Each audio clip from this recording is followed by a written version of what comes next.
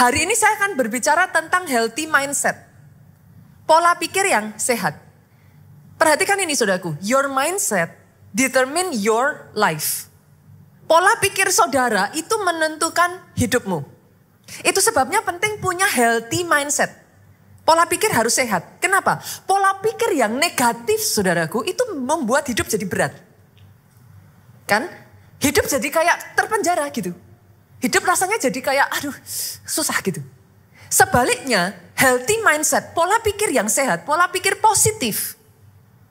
Itu membuat apa sih kayak free your life gitu. Hidup itu jadi lebih ringan. Sama-sama ngadepin masalah lebih ringan.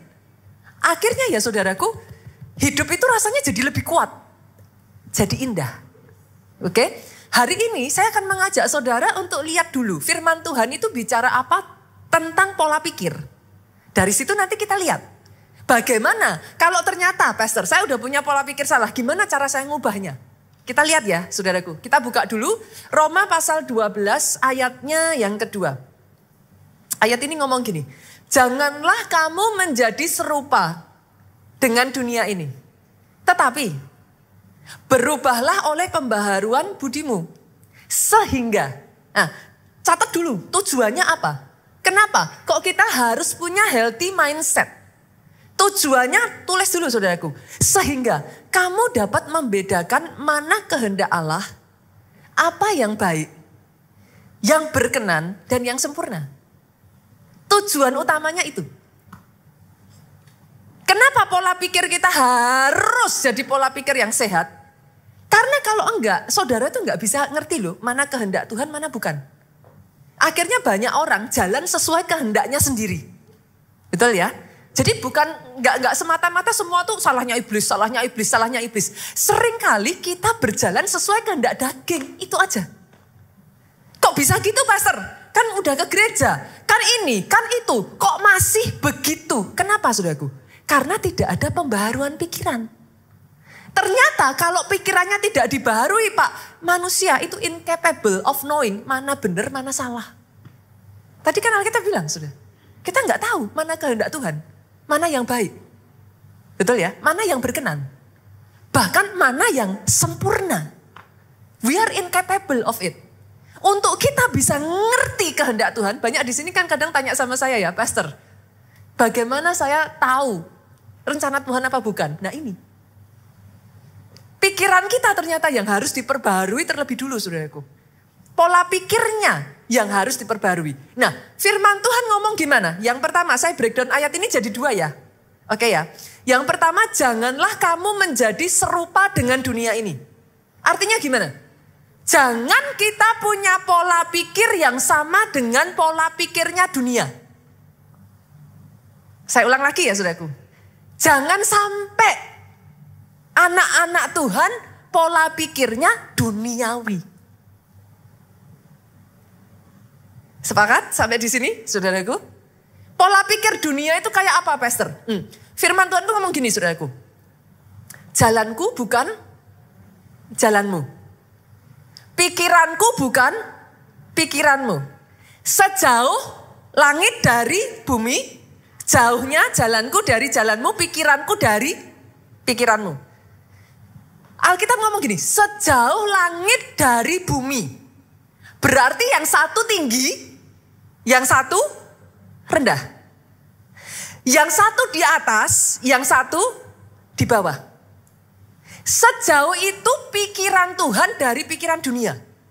Artinya pikiran dunia itu rendah. Di bawah. Terbatas. Limited dia saudaraku. Itu sebabnya kalau saudara terus hang on dengan pikiran dunia, hidupmu rapuh. Satu, hidupmu limited. Mau dibawa Tuhan besar gak bisa. Terbatas. Karena sudah apa? Pikirannya sudah penuh dengan pikiran dunia. Nah, firman Tuhan ngomong apa? Disuruh apa? Kalau kita kok bisa pastor, saya dipenuhi pikiran dunia. Ya kita ditinggal di dunia saudaraku. Berarti apa yang harus kita lakukan? Firman Tuhan ngomong selanjutnya, berubahlah oleh pembaharuan budimu. Disuruh merubah. Yang tadinya pola pikir negatif diganti dengan yang positif, Bu. Yang tadinya pola pikir dunia diganti dengan sesuai Alkitab. Yang lama di-uninstall. Yang baru dimasukin. Ditanam. Ketika itu terjadi, di titik itu terjadi pembaharuan pikiran. Oke? Sampai di sini saudaraku yang mengerti katakan amin. Ini mungkin butuh ini ya saudaraku ya. Butuh sampai saudara bisa nangkep. Masalahnya saudaraku, pembaharuan pikiran tuh gak segampang itu. Kenapa? Pola pikir, mindset itu sudah dibentuk dari kita kecil. Saudara lihat orang tua.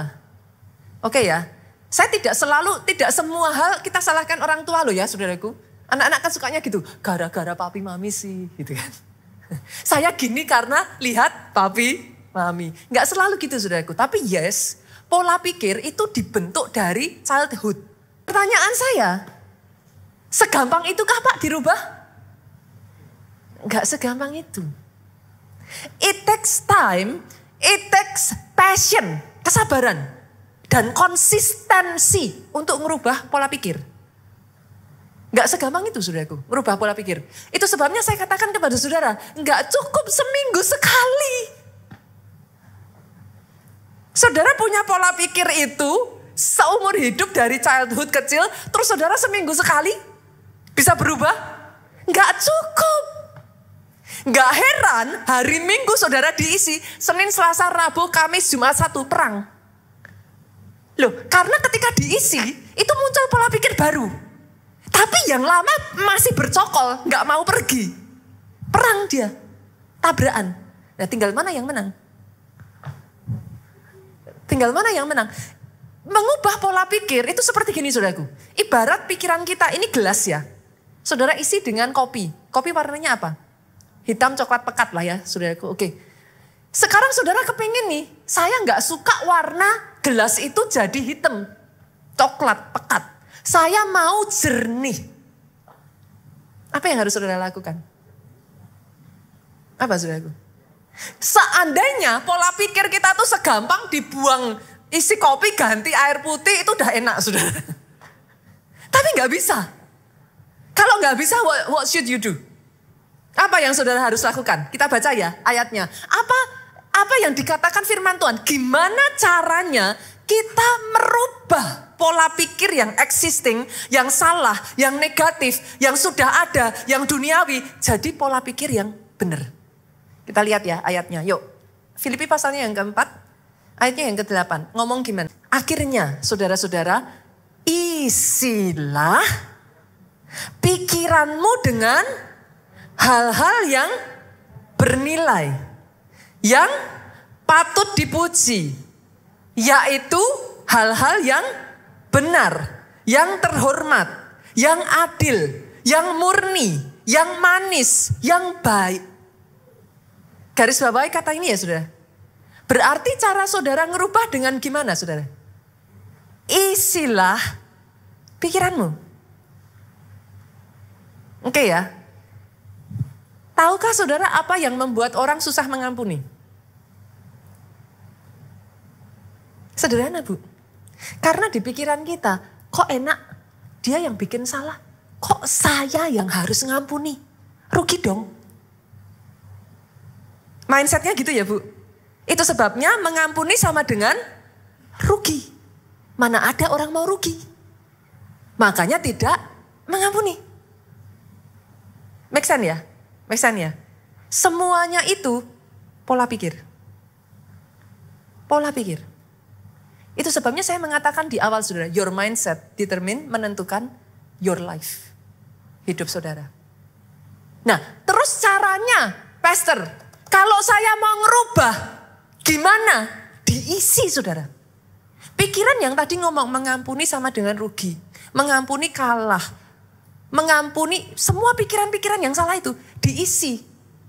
Tuhan sudah terlebih dahulu mengampuni. Ampunilah orang yang bersalah kepadamu. Mulai diisi. Nanti dia goyah saudara. Nanti dia akan bingung, error. Saudara masukin program baru tuh dia error. Saudara mau tahu kalau saudara sedang error? Maju mundur. Ngampuni enggak ya? Ngampuni enggak ya? Terus nanti hati nurani saudara itu akan mulai berfungsi. Kok kamu enggak ngampuni toh? Tuhan aja udah ngampuni kamu loh. Nah, itu artinya program yang ada itu error, saudara.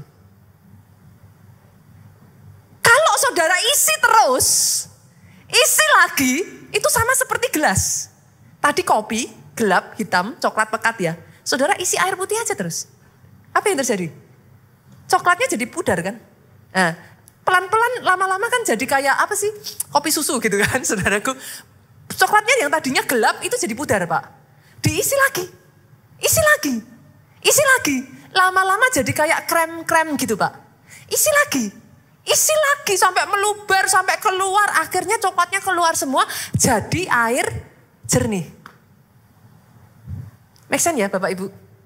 Itu sebabnya kenapa firman Tuhan ngomong, renungkan firman-Ku siang dan malam. Senggol kiri kanannya dong. Gak cukup seminggu sekali. Aduh sorry beneran saudaraku. Gak cukup seminggu sekali. Itu sebabnya saudara jangan heran. Banyak orang datang ke gereja ngomong gini, orang Kristen kok kayak gitu. Kenapa saudara? Tahu kebenarannya, tahu. Tapi nggak bisa ngelakuin. Kenapa? Error programnya. Masih bingung saudara, antara yang existing pola pikirnya, mindset existing, tapi diisi yang baru, saudara tahu ini yang benar tuh gini. Tapi masih nggak bisa nerima. Akhirnya tindakan dengan pikiran dan hati itu beda semua, kacau saudaraku. Makanya saudara menemukan, udah ngerti tapi ketika dilakukan di lapangan, tabrakan, crash. Tingkah lakunya masih pola pikir lama. Gak ada cara lain. Isi terus. Doa saya ya di tempat ini ya saudaraku. Ada orang-orang yang sungguh-sungguh benar-benar renungkan firman itu. Siang dan malam. Siang dan malam. Siang dan malam. Isi lagi. Isi terus. Isi lagi. Isi terus. Sampai di titik apa saudara? Jalan Tuhan jadi jalan kita. Pikiran Tuhan jadi pikiran kita. Di saat itu saudara gak akan bingung lagi mana kehendak Tuhan. Apa yang baik, apa yang berkenan, apa yang sempurna. Saudara gak bingung.